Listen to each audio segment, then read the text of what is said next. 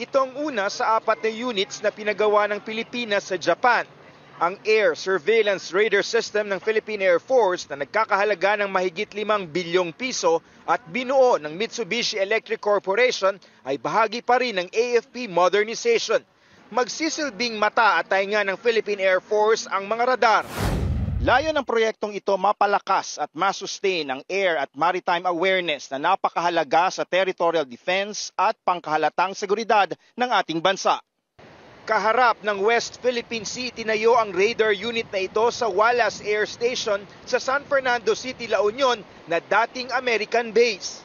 Kaya nitong ma-detect ang mga dayuhang eroplano at barko at maging mga ballistic missile na may layo na hanggang 300 nautical miles.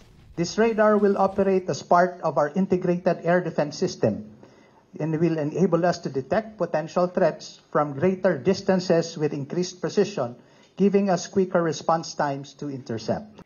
Ayaw muna sabihin ng gobyerno kung saan itatayo ang karagdagang radar units kahit na inuulat na ng ilang defense analysts ang mga dagdag na location sa Luzon at Mindanao. Magkakaroon tayo ng klarong picture, hindi lamang sa West Philippine Sea, kundi sa ibang lugar ng Pilipinas, sa sea, air, domains, kung sino ang pumapasok sa ating EEZ.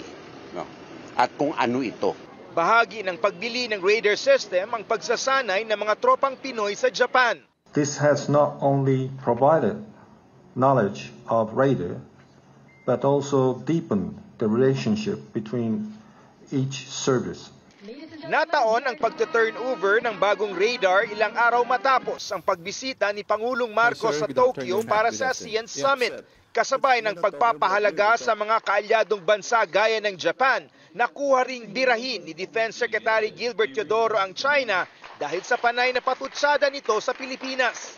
We are cooperating because we have shared values against the contrived and unilateral attempt by other countries to appropriate an international body of water called the South China Sea under convoluted and contrived legal arguments.